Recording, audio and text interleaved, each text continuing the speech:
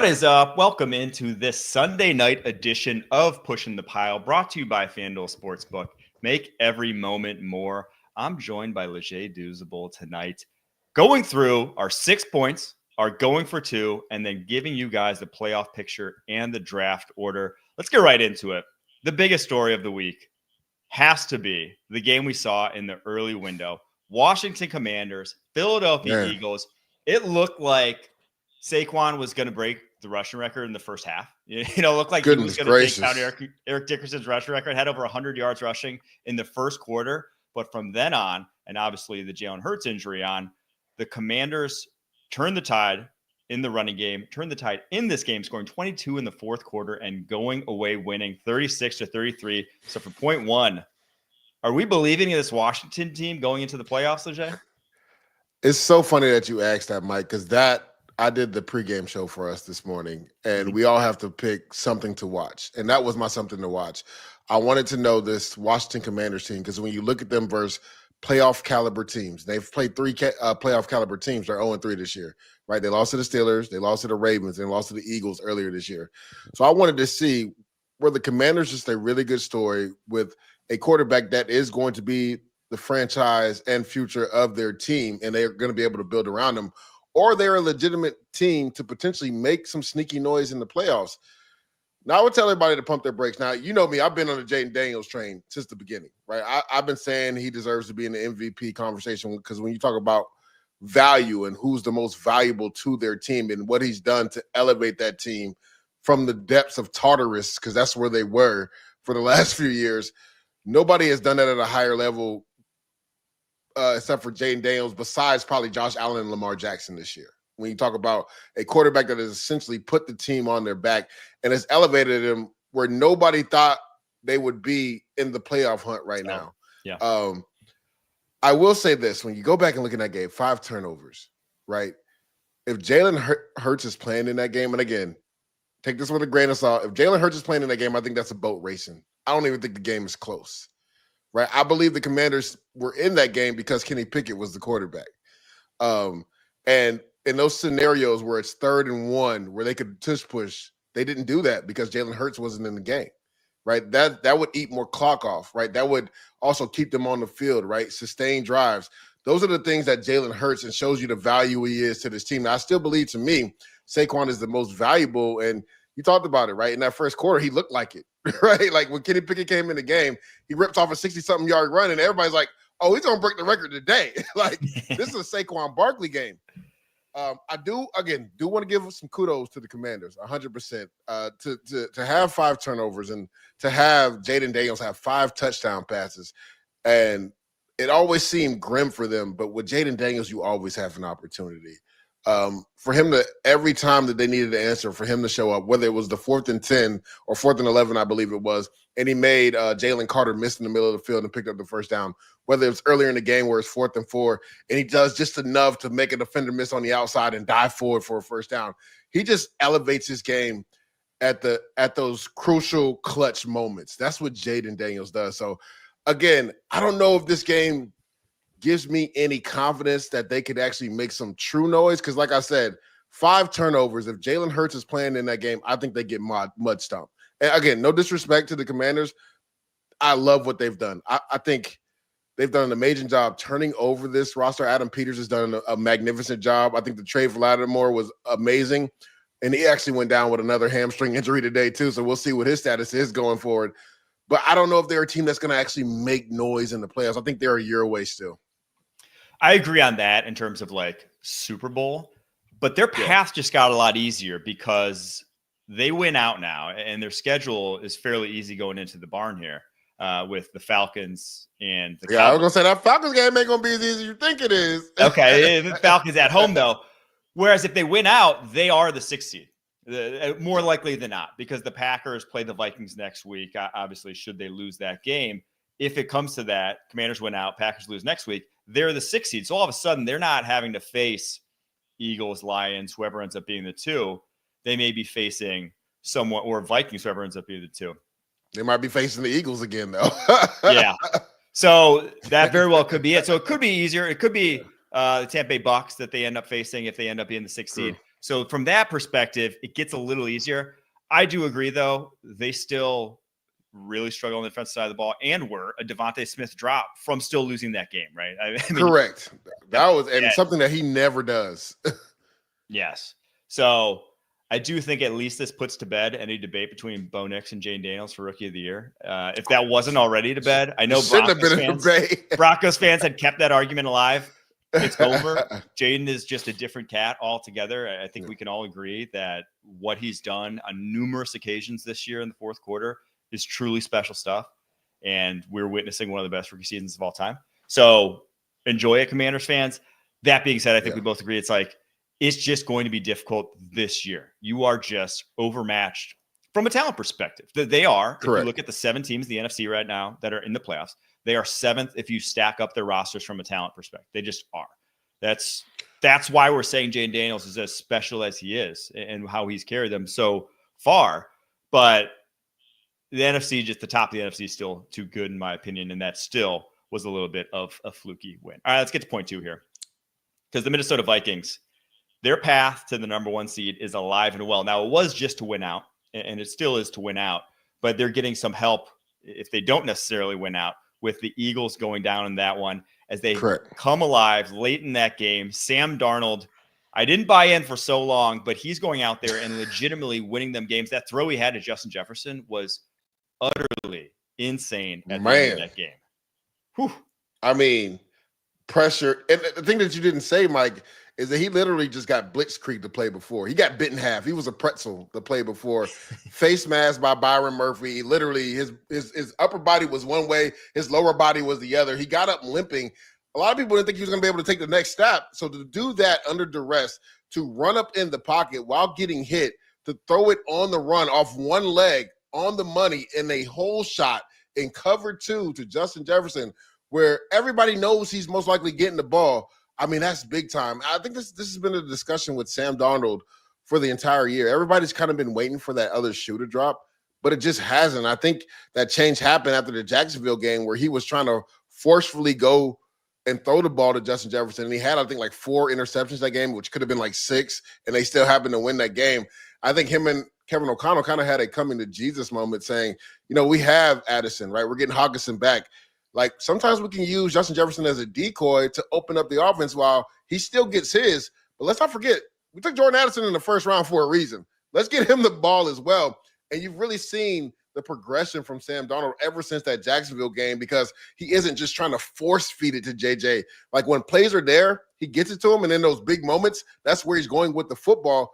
But he's been able to spread the ball away. I mean, around. TJ Hockenson had another good game. Jordan Addison started off every game like he has the last few weeks, scoring the first touchdown for the Minnesota Vikings. So, I mean, Sam Darnold, we were talking about this again in the pregame, and me and Pete were saying, what type of deal do you think the Vikings potentially offer him? And we were saying probably like a Baker Mayfield deal where you're getting maybe 33 a year. And I doubled down. I was like, what if a team like the Tennessee Titans offers him like 40 a year? Like, that's going to be hard for him to turn down. Now, again, I think placement means a little bit more. If the money's close, obviously you stay with Kevin O'Connell. But if you're talking about somebody offering you $10 more million a year, whether it's the Raiders or the Titans, you have to really consider that if you're Sam Darnold. Yeah, I was thinking, I mean, up until very recently that I thought they could just let him walk or tag and trade or just let him go out the door peacefully and go on a JJ McCarthy, because that kind of bumps up your ceiling when you don't have to pay $35 million to a guy, right? Like, that's just like you have the ability to spend that on two other premium players in free agency, right? It is a $35 million deal at QB. It's 2 other starters on a roster, and you drafted JJ McCarthy, traded up for him for a reason.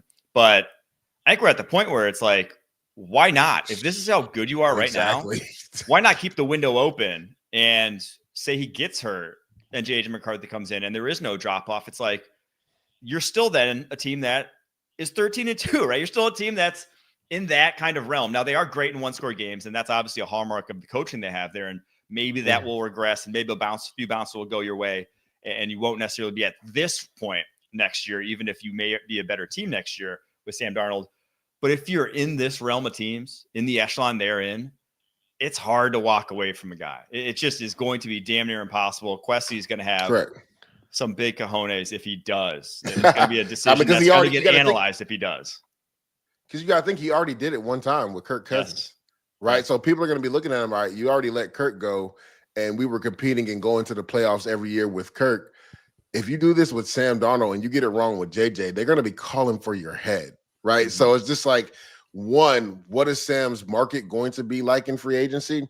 And two, does he want to stay with KOC to keep developing, right? And what does that deal look like, knowing that they took a rookie in the top 12 last year, right? And actually top 10 because they traded up in the Jets spot and the Jets moved back one spot. So what does that look like? I mean, what does that do with JJ McCarthy and his confidence? And I think that's a part of football, right? Your best ability is availability. And when you give somebody another opportunity and they take, full advantage of it, that's just life, right? So I'm with you. I don't know how the Vikings don't offer him at least a 2-year deal with maybe a third-year option, similar to Baker Mayfield, where things don't work out after 2 years, they can get from up under it. And that way you're still on JJ McCarthy's rookie deal when he essentially kind of like the Aaron Rodgers treatment, right? And going into his 4th year, he takes over as starter. I just think you keep this rolling because the Minnesota Vikings could end up being the number 1 seed in the NFC this year. I do wonder, and this is kind of a non sequitur, but I wonder if Darnold's play this year has any ramifications on how the 49ers treat Brock Purdy.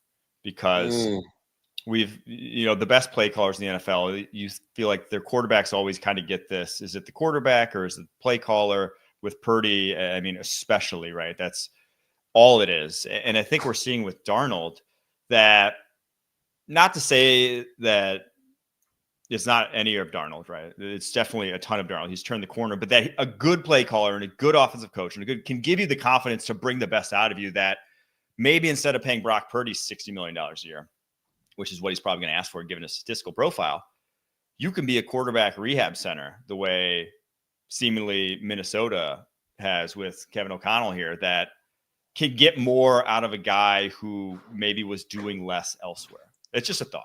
I don't know. Yeah, I mean, I think that's the conundrum you're in right now because Sam Darnold has played to the level that he's played at. I mean, I wouldn't be surprised if he's voted as a Pro Bowler this year because he's earned that right by the way he's played. So that's the thing you got to ask yourself. And it's funny that you brought that up because I wanted to actually talk about that as well with Brock Purdy. It's just like we see, and I'm a big Brock Purdy fan, but we've seen when he isn't completely whole with everybody healthy on the roster, there's not many games where he elevates the roster that he currently has, right? So it's just like if you're the 49ers, we saw them elevate Jimmy G's game and get to a Super Bowl and get to multiple NFC championship games. You can't even play other way anywhere else, right? You can't even play. Exactly. So it's just like if you're Kyle Shanahan and you're John Lynch, again, love Brock Purdy, love what he's done. I think he's a good system fit. I don't think he's a game manager. I think he's a little bit above a game manager. But are you willing to pay him $55 million plus? Because that's what the market says he's supposed to get as a starting quarterback that has led to his team to multiple NFC championship games and a Super Bowl? Or do you decide to maybe let him walk in free agency and see what his market is out there in the open market and start this thing over, right, and rebuild the team? Because I think their window for the team that's currently constructed has officially closed. Yeah, that's a good way to put it because they did not show up today, something we'll get to in a little bit. We're going to take a quick break after that. Going to get to our points 3 through 6 coming up next. Welcome to JJ's. I'll have a... Wait, there's no way I can get a burger? No chance, but you can have the NFL on CBS streams live on Paramount+. Oh, hang on. There's a toy.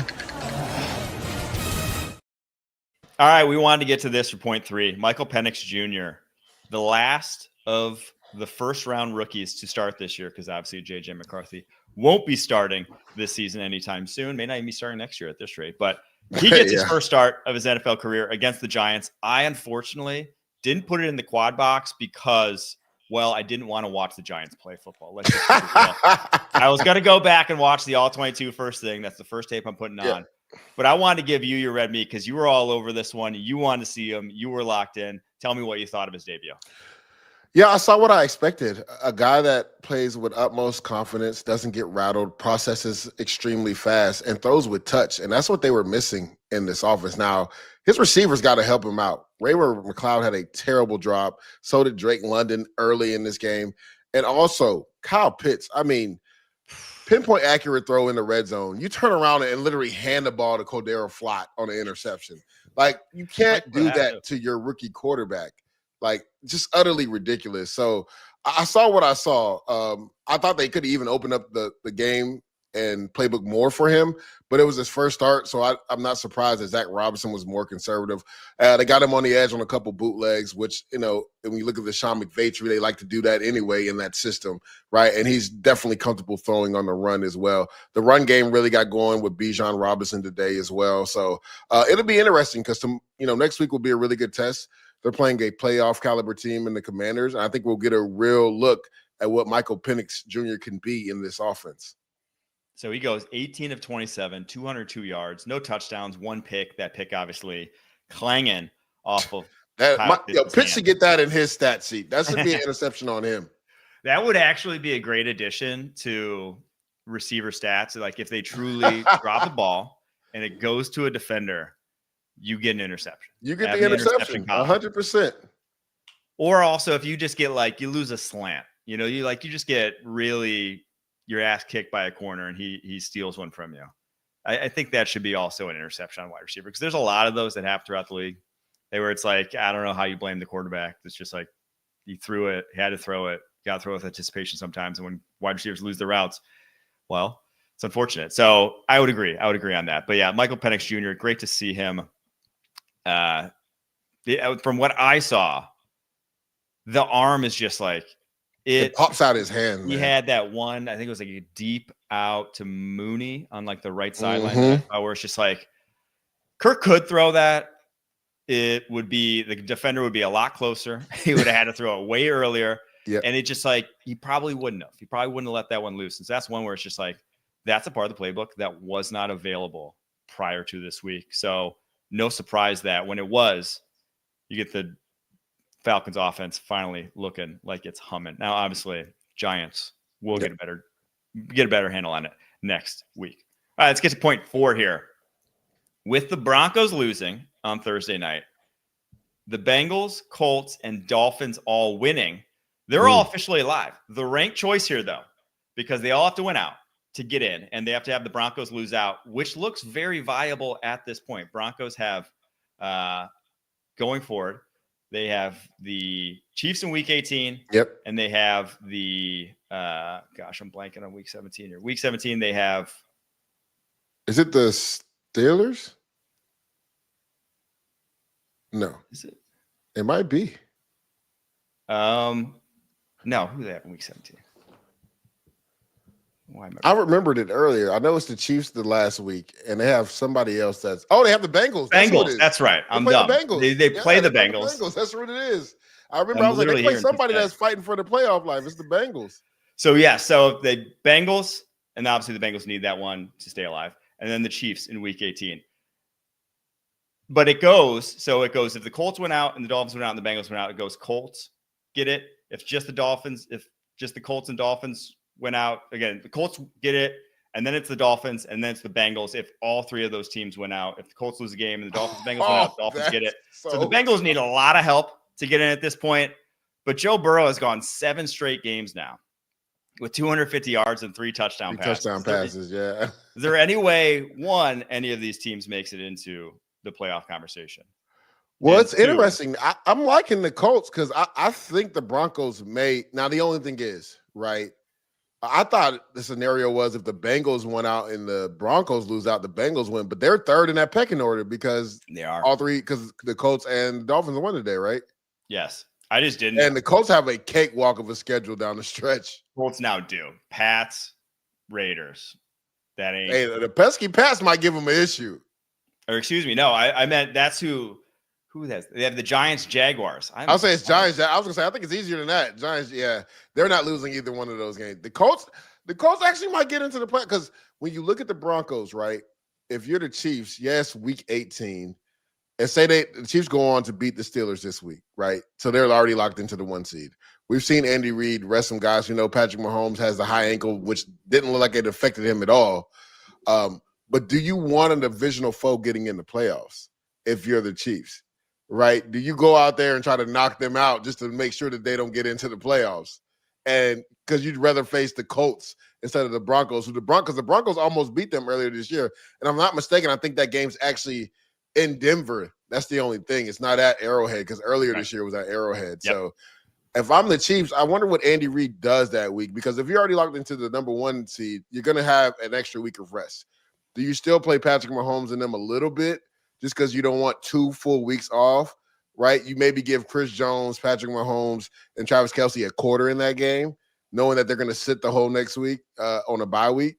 Or do you just give them the whole week off because you guys have been here before and they know how to rev it back up to get ready? Is the rest more important, having 2 weeks of rest, rather than knocking the Broncos out of the playoffs? I think the rest is more important. I think it is, especially for a Chiefs team that knows how to practice, right? They've been there, they know how to practice. I don't want, and they're old. You're not a young team at this point anymore. You're vet laden. So that's my take. I don't know what you would think of that. So that's the thing. It's usually if you're in a division with somebody, those are your hardest games. So you kind of don't want them in the playoffs because they know how to play you. Rightfully so. The Broncos were a blocked field goal away from beating the Chiefs at Arrowhead earlier this year, right? So it's just all right, if we don't, play Patrick Mahomes, do we believe in Carson Wentz enough to beat the Broncos? Who knows? I think, like you said, I think they'll take a precedent over resting regardless, just because, they are older. Chris Jones is getting up there. Travis Kelce is getting up there. Patrick Mahomes is dinged up. Right, so you maybe want the 2 weeks of rest, and you just say we roll our dice, and if we have to see Denver in the second round of the division, we'll be ready, right? Mm-hmm. But that'd be interesting too. Who would have thought in the beginning of the year potentially 3 AFC West teams would get into the playoffs? Yeah, I mean, I thought Chargers, right? I was like, those two, and they were on the cusp. Chargers such an easy road of it this year. Yeah, but I in no way thought the Broncos were bouncing back year 1 of Bo Nix. Just in no chance. So. We'll see if that comes to fruition. All right, point 5. Let's get to the AFC North, because we had a big game Saturday night. Obviously, the Ravens won going away from the Pittsburgh Steelers. Final score of 34-17. No George Pickens out there, though, for the Pittsburgh Steelers. Not sure that was making the difference, given how that game went down. When you give up 34, hard to say that George Pickens would have made up that one. Do we think this Ravens team, now they're still technically behind in the North, do we think they end up taking it when it's all said and done? I think they win the division. I actually were asking our research team, because I wondered that after the Ravens beat them, would that jump them into the division lead? But no, the Steelers still have the divisional lead because of conference games. The Ravens have to be kicking themselves because of the game that they lost. That is determining the determining factor right now is that Raiders game earlier in the year versus Gardner Minshew. That right now is a determining factor in why the Ravens aren't on top of the division right now. They have the same record as the Steelers. Just imagine if Gardner Minshew comes back to bite you, right? Crazy to think about. I mean, the Steelers still have a gauntlet of a schedule going down the stretch. I think they have the Chiefs and maybe the Bengals. Both at home, though. Both in Pittsburgh. They have a gauntlet of a schedule. But if they win out, they win the division. So, I ultimately believe they will lose one of those, whether it's the Chiefs, whether it's the Bengals. I think the Ravens are just getting hot at the right time. And we actually had this conversation on the desk today, and my good guy, Pete Prisco, was trying to downplay Lamar's performance as if he didn't have 3 touchdown passes. And he was like, he only threw for 200-something yards. How many yards did Josh Allen throw for today? I think it was 145 or 150. It was bad.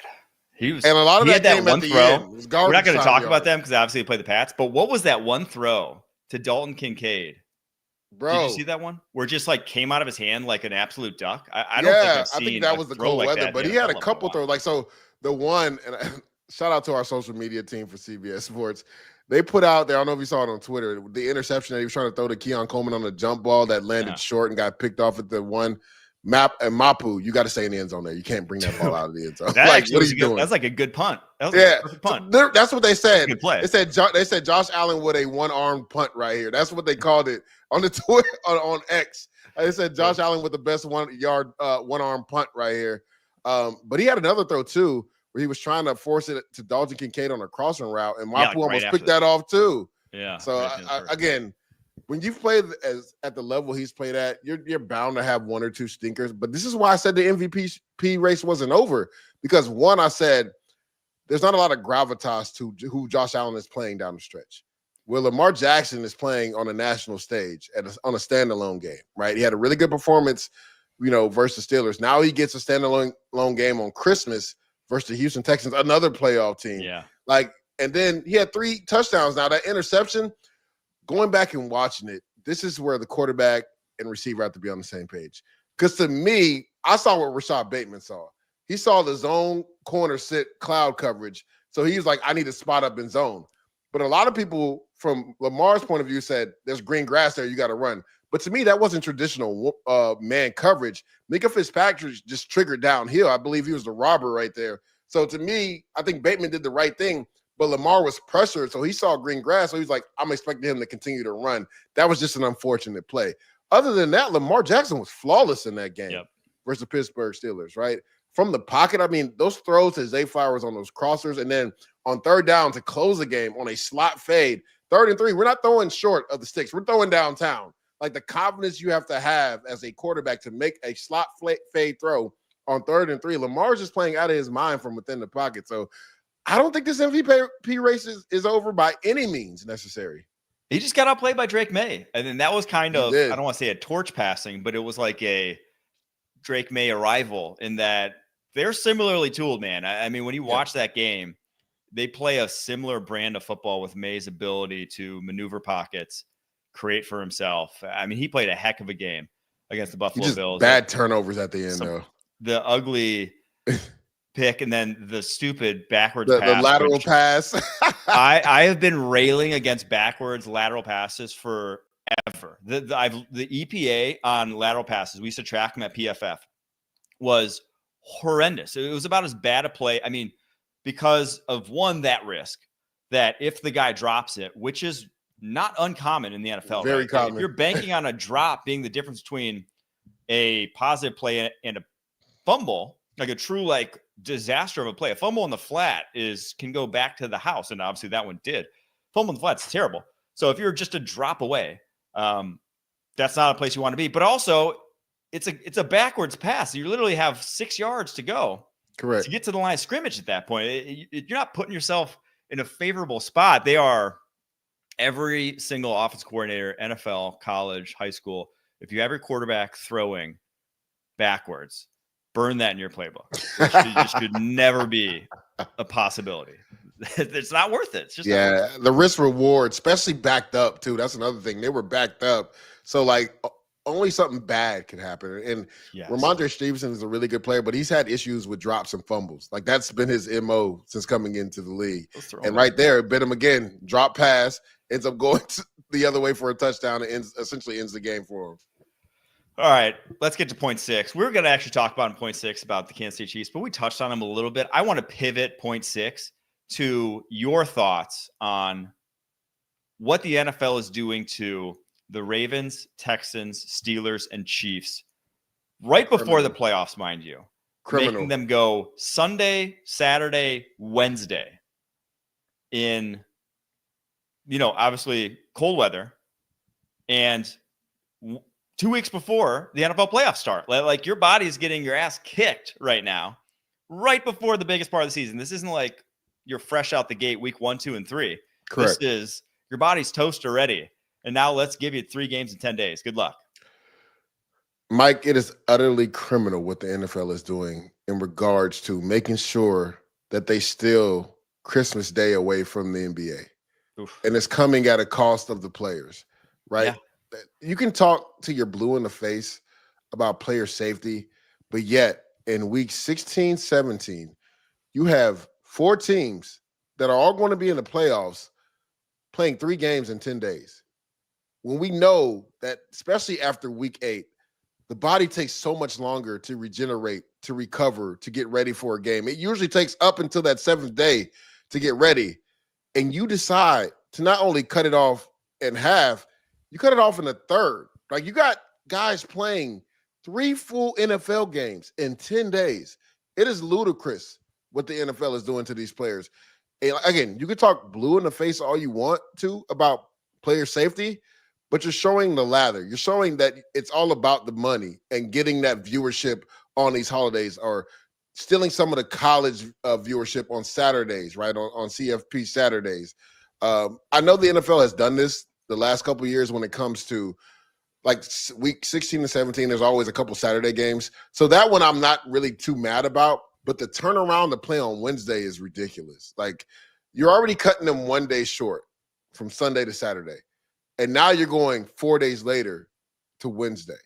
And especially if you're that team that plays a second game, like, you're really up against it, man, because the turnaround is so much quicker. So, again, I saw this in the beginning of the year with the Jets. I thought it was ridiculous where the Jets had to travel all the way to the West Coast on a Monday night to play the San Francisco 49ers, then had to travel again to go play, the Tennessee Titans, then had to come back on a short week on a Thursday night and play the New England Patriots. They did it in the beginning of the year. So, and I know that was tough because the Jets went through it because they had a quote-unquote older team as well. So imagine them doing that now in week 16 and 17. And we were just talking about Patrick Mahomes' ankle. Like, what does that do? And again, the NFL is based off the faces of the NFL, right? If the Patrick Mahomes, the Josh Allens, right, the CJ Stroud, if they get banged up, that's not a good look. I mean, we just saw it last year. How many backup quarterbacks had to play, right? I mean, when are you going to learn? Now, again, it won't affect the NFL because people are going to still tune in no matter who's playing quarterback. And last year showed you that. And I think that's why they doubled down on it again this year. But again, you cannot preach till you're blue in the face about player safety. And yet you got 4 playoff teams, all 4 in contention to go to the playoffs. And if I'm not mistaken, I think all 4 have already been locked into the playoffs, playing 3 games in 10 days. It's utterly ridiculous and it's criminal. I'm going to put on my tinfoil hat here for a second, because not only are they all 4 playoff teams, they're all 4 in the AFC. And if you look at the AFC preseason and like offseason, who are the other teams that were supposed to be there at the end of the year? It was Bills, Jets, Bengals. That was the expectation. Those were like the 3 other teams that people thought would be in the mix at this point in time. I see where you're 3 going teams here, that haven't been there, haven't won one. Like 3 teams that the Jets obviously have, but like in a while, that they wanted to gas up and be, Joe Burrow, Josh Allen, get them to be face of the league status. It's just good to grow the brand to the cities like that and have them become winners, like it has been for Detroit. Like when those storied losers become winners, it's good for the NFL. Not saying, but like when you put 4, and they're the 4 teams that are kind of like, now the Texans aren't, obviously. Texans are. Well, I don't know. CJ Stroud, a lot of people are saying he was a top 5 guy last year. But I'm saying Texans aren't like in that mix of they've been there, done that. Like Correct, they don't need to win another one. Like the Steelers winning another Super Bowl, Chiefs winning another Super Bowl, Ravens winning another Super Bowl. It doesn't grow the brand in the NFL. It doesn't get new fans involved. It doesn't generate the excitement, the buzz that the Bills, Bengals, Jets would have. So I'm just like, it is kind of coincidental that they're only making 4 of their biggest competitors go through this ringer, because everyone thought these were, preseason Ravens, Chiefs, and Texans especially were teams that were thought to be there at the end. And correct, they were being the ones made to go through this. So I don't know. It's just a thought. It's really surprising that they didn't put 2 NFC teams in this scenario, right? Yeah. And have those teams kind of cross play each other based off schedules. I'm sure they could have done that, because who wouldn't have wanted to see maybe the Lions? I mean, they're already on Thanksgiving, but who wouldn't have wanted to see maybe the Philadelphia Eagles or the Lions on Christmas Day, right? Or even the Green Bay Packers. But to your point, that's a national brand. Mm-hmm. That's a team that's won a lot of Super Bowls already. And the Eagles, recently won one in 17 and then just went to one 2 years ago. Mm-hmm. I thought it is interesting that they did only pick AFC teams and 3 of the biggest brands in the NFL when it comes to having the accolades of winning multiple Super Bowls at that as well. Yeah. So, all right, those are our 6 points. We're going to go for 2 now with our parting shots. Leger, what do you got for me? Yeah, it's missed opportunities. Me and Mike have been high on the Seattle Seahawks. They had golden opportunity the last 2 weeks. They got punched in the mouth versus the Green Bay Packers. They lost the line of scrimmage on both sides, offensive line and defensive line. This week, I thought they protected a lot better. They didn't give up any sacks until the 4th quarter, and then Van Ginkel got 2. But another opportunity wasted because you had the Vikings right where you wanted them. You got the ball back at the end to potentially tie it up or even win the game. And on the very first play, you get an offsides by Abraham Lucas, pushes you back. And on the next play, DK and Geno not on the same page. And we saw that throughout this game. And we've actually seen this throughout DK's career where there's times where he just quits on routes. And Geno, and we've talked about this, nobody makes more big-time throws than Geno Smith. And he's throwing to spots because he knows where the receivers are going to be. Like guys that wouldn't throw certain passes, Geno's going to throw those. Like he has enough faith in his guys and his arm talent. I mean, that throw down the seam to Jackson Smith and Jigba, maybe only Patrick Mahomes and Josh Allen are trying that throw in the league currently today, right? And that's why Geno at times is special, but also it can hurt you if the receiver is not doing what he's supposed to do. Too many times DK Metcalf has either quit on routes or he's supposed to either cut across somebody or be outside and he takes the path of least resistance and it hurt them. Right now, Geno's earlier interception was 100% on him. It's a bootleg. There was nothing there. Just throw it away. You can't have that interception. But the one to end the game, and you saw how distraught Geno was. And honestly, I was surprised. I'm surprised they keep letting DK get away with it because we saw Tariq Woolen become a Pro Bowler, All-Pro corner his first year. He's been benched multiple times. So my thing is, like, if you're willing to bench an All-Pro guy, yes, I know you've paid a boat ton of money to DK Metcalf. But if it's costing you games, and it has before in the past too, when enough is going to be enough, and when are they not going to start going to him? And if I'm Geno, I know in those high pressure situations, I don't trust that I know what he's going to do, so I can't throw him the football. It's why, from a scouting perspective, one of the biggest things I've learned not in recent years, but just over my time scouting is that how much reliability matters at wide receiver. Yeah. So often in the NFL, you have to be on this. I mean, so often, like literally every play, you have to be on the same page with the quarterback to make successful plays, right? I don't care how talented you are. If you can't run the routes at the precise depth, at the precise time, and make the adjustments based off of the coverages that are necessary that the playbook allots for, it's like you ain't going to be out there long because plays like that. And now DK Metcalf obviously makes up for it by being absurdly talented, but there's a reason why he's not in that top tier besides despite being out of this world as a physical talent, right? It's because of plays like that. And that's just one where it's a 2-minute drill. You have to make throws like that. That's why the great ones, the Peyton Mannings of the world, Tom Brady's, the ones who did so many 2-minute drills over the years. That's why they thrive, is because they make throws before the window's there. You have to in those situations. It's too tight.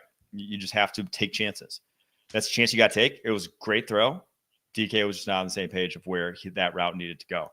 And that's just unfortunate. And for the Seahawks, that might have been it right there for them. Now, they'll still have the chances-ish down the stretch. And obviously that Week 18 game looms with the Rams. But that's a tough one. That's a tough pill to swallow if the Seahawks, because Geno played his ass off in that game. Truly. Oh my God. Like so many big time throws, right? He had the banged up knee, big scamper to get them in the red zone. And that throw to AJ Barner, right? And that's where the ball has to be in the red zone, helmet and above, right? They teach you that and even in Little League, right? So that was an absolute dime. He had so many dimes that game.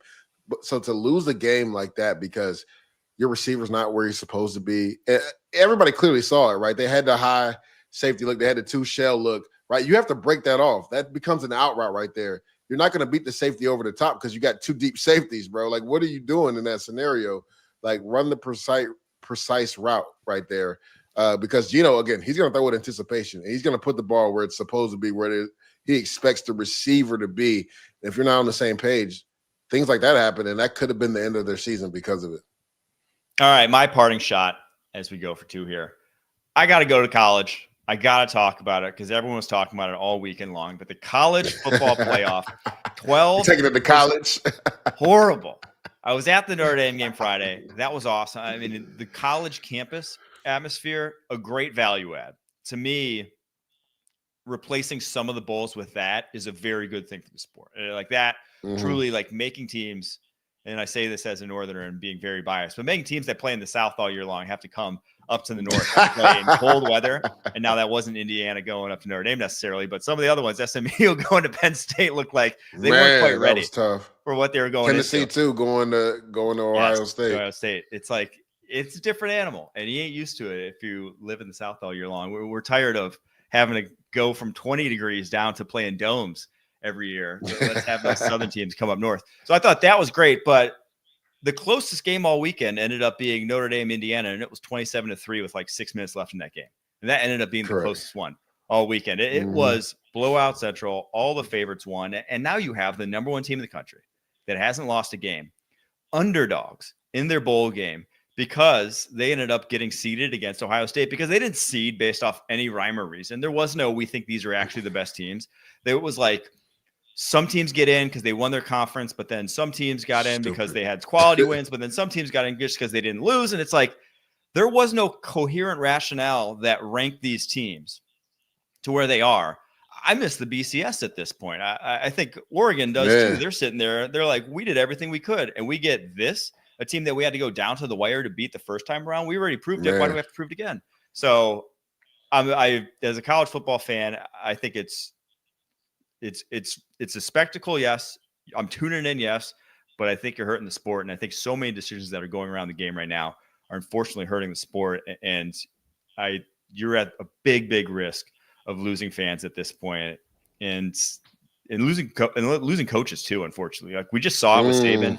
Obviously, Belichick's going there, but the more and more I think you're going to see coaches trying to get out of that kind of environment because it is the wild, wild west, and it's just so difficult to manage that I think you're going to see more and more coaches trying, clawing, doing whatever they can to get into the NFL game. I mean, we saw it just last year. Jeff Hafley leaves Boston College and becomes a defensive coordinator with the Green Bay Packers. Yep. Chip Kelly was a head coach.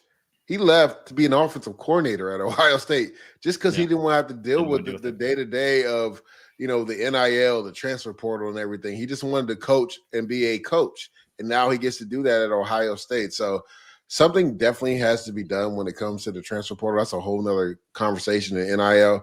But you're right. I think 12 is too many. I think 6 to 8 is the sweet spot. And this nonsense of being a conference champion to get an automatic bid and buy is utterly ridiculous. Like, no disrespect to Boise State, but I saw them almost lose to Wyoming. And I called a Wyoming game earlier this year, and that team struggled a lot because they had a couple injuries. They went to the wire with Wyoming. They went to the wire with Nevada. These are two teams that aren't bowl eligible this year. And yet Boise State gets a bye. Like, that's ridiculous. It should be by the ranking that the CFP puts out. The top 4 teams, no matter who won their conference, should get the automatic bye. And that's how it should be. And the seeding should go by the final ranking of the CFP after week 12. That's how it should go, or week 14. I'm sorry, because now teams get 2 bye weeks. Week 14. That's how it should go. All this, you got to be a top 5 conference champ to get. No, I guarantee they're going to look at that because of what happened this year. Now, we're not new to this. CFP games have always been blowouts. I believe the average margin of victory since, if I'm not mistaken, 2014 to 2023 was 17.9 points. So guys were getting blown out in the CFP. Yeah. Like you can't account and try to makeshift and put in good matchups. It just doesn't happen. Teams just get blown out. That's college football. That's the NFL. It just happens. It just depends on who shows up that day, right? Because all those people that were talking all that trash in the SEC, a team that only lost 2 games in Tennessee got mollywopped by Ohio State, right? So, like, if you're complaining if you're Bama and Ole Miss, well, Tennessee beat you, right? So if Tennessee beat you and got mollywopped by Ohio State, we don't want to see you in the playoffs because you probably would have got beat even worse. Yeah. So, like, what are we talking about here? So, again, you can complain all you want till you're blue in the face. Lane Kefford, I already sent him a tweet already earlier this week. Win the games you're supposed to win. Don't lose to Kentucky at home when you're, I think, 2 touchdown favorites in that game. Don't lose to Florida at the end. Now, Florida was playing really good, but it's a team that you were favored to beat. Beat Florida. And actually, the crazy thing is, Mike, they didn't even have to beat both of them. Just beat one of them, and you're in the college football playoffs. Yep. So, again, I think they will relook at this just because of how there were so many beatdowns in the first round, and then the way that they rank the teams and who gets buys. I think they'll reconsider that this offseason as well, too. Yeah, I think the fact that I have less concern about, Alabama, Ole Miss not getting in than I do about Oregon legitimately having a more difficult road than Penn State. Correct. Like they won the Big Ten championship. They won the outcome of that game and got the worst outcome. Got the they get the hottest team in the nation right now. Exactly. The Penn State got to go SMU, who just lost their conference championship, and then Boise, who's not even. Boise. It's like, what are we doing? Texas gets Arizona State. Unbelievable.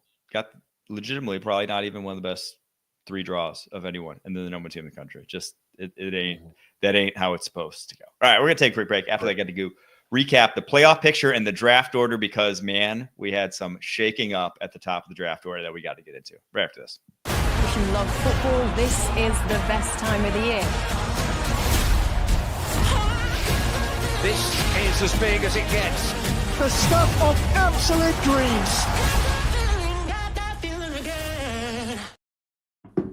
All right, playoff picture. We discussed it a little, so we don't really have to harp on the AFC. But it's pretty much just the last spot, right? I think the Chargers, it's race to 10 wins, right? Once the Chargers or the Broncos get to 10 wins, that's it. They're in. Neither the Colts, neither the Bengals, neither the Dolphins at this point can get to 10 wins. So it's just win another game. For the Chargers, that should be pretty easy. I said Pats and Raiders earlier on for someone else's schedule. That's actually the Chargers schedule going forward. So odds are they're winning one. Now, it's the Broncos that have the difficult run. They got the Bengals, but they could luck out if the Chiefs beat the Steelers on Christmas Day, and they could get the Chiefs backups or just not the Chiefs' best effort in Week 18. Correct. In Denver. So that might be the saving grace for them, but playing against the Bengals next week, not an easy task given the way they're playing right now, given the fact that Joe Burrow's gone that way he has. So do we think there's any do we think anyone sneaks in? I mean, like we were talking about it earlier. Again, I didn't know that the Bengals were third in that pecking order. And this is what happens when you lose a lot of close games that you're not supposed to because your defense can't stop anybody. Yeah, the Patriots in week 1 is probably coming back to bite them. I think the Colts got an outside chance, man. We were talking about it, like this Denver team, and I actually just had our research team do something for me. I asked them to pull the numbers for it. I'm gonna pull this up for you. Pull the numbers for Bo Nix when his team is either tied or behind. You know what his numbers are in those scenarios? I bet they're not good. He's a front runner. 11 touchdowns, 10 interceptions. Ooh.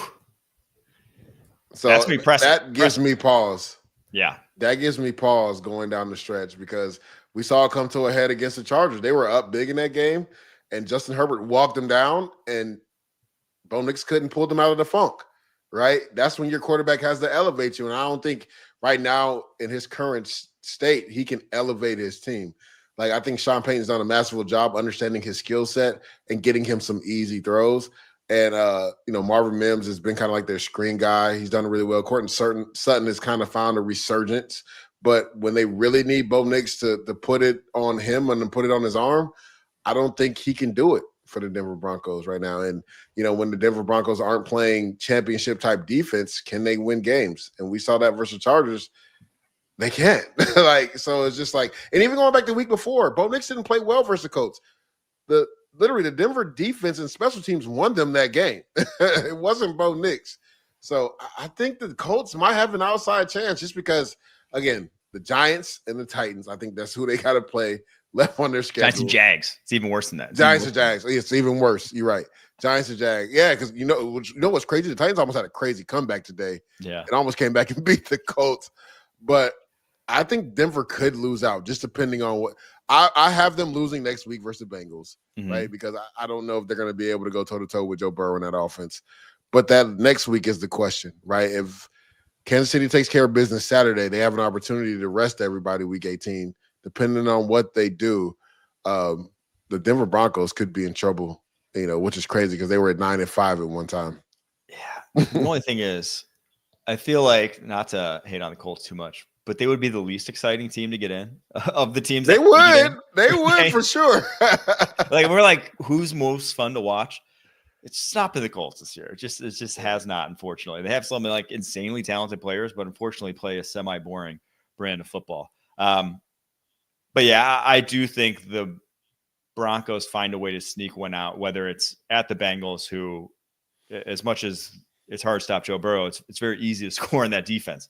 Correct. Or if it's the week 18 and the Chiefs just don't play their starter. So I still think we do see status quo come playoff time. But yeah, I think the Colts will win out. I mean, I don't think they're going to lose to it was the Jags or or their Giants, right? Or the Giants. Yeah, they're definitely not losing Giants. Yeah. All right, let's go to the NFC, where one seed looks like it's going to fun. come from the North at this point, and it looks like it's going to come from whoever wins that Week 18 matchup between the Vikings and Lions. Vikings have the Packers at home this next week. The Lions have the 49ers on the road this next week on Monday Night Football, and then Sunday night, obviously, is going to be that Vikings-Lions game. Wild card, not necessarily interesting. It's pretty much decided. 10 wins with Commanders. I'll say the Commanders Atlanta game is real interesting this week. They just need to win one more, right? They win one more. But I think, don't they? So who do they have? Do they have the Cowboys the last week? And they have the Cowboys the last week, yeah. They lost to them already. That's what I'm saying. This could be interesting. It was huge for them to win that game, though. Yeah, obviously this week. So now it's going to be in Dallas. Yeah. So that's their schedule going forward. The divisions that are still up for grabs, obviously, Bucks, Falcons, Rams, Seahawks. Rams have the 1-game lead. Bucks have the 1-game, or I guess half-game lead because they haven't played yet. They're playing right now. Do we see any movement here in this conference from the teams that are currently in, which would be Rams, Bucks, Lions, Vikings, Packers, Eagles, Commanders? Do we see any movement from that? Well, I know right now Detroit's thanking the Commanders, right? Because they're a game up on the Philadelphia Eagles now. I know for a fact that you never want to go for anybody in your division, but the Lions are the biggest Packers fans this week. They're monumental Packer fans this week because it'll be interesting to see how that plays out. So because the Vikings already beat the Packers, right? So if the Packers beat them, do the Lions own the tiebreaker no matter what? Even though they've already beat the Vikings and beat the Packers twice, the following week, like would it matter for the Lions in regards to the number 1 seed then? Would not matter. If the Packers beat the Vikings and the Lions win Week 17 over the 49ers, that's it. They get so they're the biggest cheeseheads this week. And you know what's crazy, Mike? They get to sit back and no, they don't, because the Seahawks played Chicago on Thursday. So no, they have to wait. Yeah. It'll be interesting to see what time those games are. Usually when you travel to the West Coast, it's at least a 4:00 game. So I wonder if that Vikings game, if it's not Sunday night, I would assume it's probably 4:00 window too. Yeah, I would imagine. Yeah. That way they're playing at the same time. They can't They look can't over there and know. Yeah, exactly. So, but yeah, I guarantee. I mean, obviously the Lions have to take care of their business, which after watching the 49ers today, I don't think will be much of an issue. Defeated team. That's a defeated team. Yeah. Sadly. So like again, the Lions, and that was another thing we didn't talk about. Like people were so nervous about the Lions. And you know me, Mike, we talked about this Monday. I was like, I don't know how many teams can go toe-to-toe with them offensively, even with David Montgomery not being in the game. Right? They just run at a different level on offense. And Ben Johnson is so creative that, yes, you worried about them potentially stopping people on defense. And, there was this whole aura about Jared Goff not being able to play outside in inclement weather, which he's done twice this year and looked masterful doing it, right? The Green Bay game, was a downpour and it was cold. He carved them up in that game. And he just carved up the Chicago Bears, which, again, is not saying much because the Bears have really struggled the last couple of weeks. But it's something to be said when people have kind of painted you as a guy that can only play in 70-degree weather or in the dome. And I think Jared Goff has kind of quelled that notion that he can't play in inclement weather because you're going to have to in the playoffs. Now, they won't have to, right? If they get the number 1 seed, they get to play at home every game. But I love what I saw from the Lions, right? 2 early turnovers. You get a Rome Odunze. They punched the ball away from him, and then DeAndre Swift as well punched the ball away from him. And they've literally pieced this defense together, and yet Aaron Glenn is still getting the best out of this defense. And like I said, this offense is almost impossible to stop, especially when Jameson Williams is playing like that. Like, they're going to be tough to deal with. Yeah, I don't think we see any change in the playoff order or just in the playoff teams. And I think that the Lions do end up getting the 1 seed because I believe in my Packers to upset. What do you think about that Week 18 game, Rams and Seahawks? If we get the Geno that we saw today, right, minus DK playing backyard football, that can be an interesting game because, yes, I love what I saw from the Rams versus the Bills. And we saw the New England Patriots carve up that Bills defense too. So they got a real issue on that side of the football. But the Rams have that same issue on defense as well. Their defense really isn't that good. Now they'll make some plays here and there, but they got a lot of young guys up front and in the secondary. I do like their safety tandem with Lake and Curl, but at corner, Killer Witherspoon can be hit or miss. He had a big game today versus the Jets, and then Williams as well can be hit or miss at corner as well. So Geno can throw with the best of them. I think that's going to be an interesting game. Here's the problem, though. I believe, if I'm reading this correctly, the Rams win next week, they win the division. It's over. Oh, no matter what, because they lost today? Because of, unfortunately. Because it would also be the Rams. But they have the Cardinals in Arizona, though. Yeah. It's in LA, week 17. Rams, Cardinals. But the thing is, the Cardinals they themselves got out of it this week, so they may not be up for it the way they would be if they had won that game. So unfortunately for the Seahawks, I think they wrote their ticket to the Bahamas here. Unfortunately, that's why it was my my extra point, right? Lost opportunities. All right, draft order, the real interesting combo here, because the Las Vegas Raiders. What are the Raiders thinking? What are they thinking? They're gone. They can't get back. They cannot get back to the top 2, unfortunately, with their win today. The order right now is the New York Giants 1, Patriots 2, Jaguars 3, Titans 4, Browns 5, Raiders 6, Panthers 7, Jets 8, Bears 9, New Orleans Saints 10. And they can't get up there because they played too strong a schedule. Their strength schedule is too high. They play too many good teams. And the tiebreaker, when you have all the same record, because now there's 5 teams at 3-12. There's not the 4 teams besides them aren't going to win games this year. I guarantee one of the Patriots, Jaguars, Titans, Browns, or Raiders, or Brown, the not Raiders, will lose their next 2 games. At that point, you're not getting the top 2 because your record's too good, because they have far and away the highest strength of schedule of those teams. So that's it. The quarterback class that we've talked about, that's too deep. One's going to go be a Giant. One's going to be, I don't know, maybe the saving grace. Probably a Titan. The Patriots and Jags will not be drafting quarterbacks. But if the Titans and Browns are there, chances they're are taking one of those guys. So so that was my thing. What if the Titans and Cleveland win a game, right? But I think they're technically still behind them, right, because of strength of schedule. Oh no. So they're all 3-12. Yeah. So if they win, they jump them. But I don't see all 4 of those teams winning, which is what's going to have to happen for the Raiders to get back to number 2. Yeah. Well, I mean, again, it's like to your point, they don't need to get back to number 2 as long as New England or Jacksonville don't trade out, right? Correct. Because they're not going to take quarterbacks, right? New England's probably stay there and they'll take Travis Hunter. You would think Jacksonville, maybe Mason Graham, unless they get a package that they feel, that's worthy for them to move back. And then maybe even the Raiders call them to try to trade up. So my thing is they got to try to find a way to get back in front, which is terrible to say, not back in front, but get behind, but in front of the draft order when it comes to the Tennessee Titans and the Cleveland Browns. But I tweeted that while the game was going. I was like, I love it. Like, as a player, I don't believe in tanking at all. But what the Raiders are doing isn't helping them, is what I tweeted. But they're not going to look back by any means and fondly remember their Week 16 over the Jaguars. And this was a defining win for us. Like, exactly. Again, as a player, you play to win the game. I 100% get it, right? You never just lay it down on the line. But this was a scenario that I remember, I think it got Lovie Smith fired, but it actually ended up helping them, right? Because they wanted Bryce Young and they won that game. They ended up getting CJ Stroud. Well, the Jets had that I hope this in 2020, right? Correct, right? It was the Sam Darnold year, right? Well, they had that with what's his face? Who was the DC? Oh, Greg no, it was Williams. Trevor. Yeah, it was Trevor Lawrence. They beat the Rams on the road. And instead of being the number 1 pick, they ended up getting number 2, and that's when they got Zach Wilson the next year. You're right. You're right about that. Cover 0 against Henry Ruggs. Yep. Oh my God. And now the Raiders, well, they're paying back their favors. So that's it.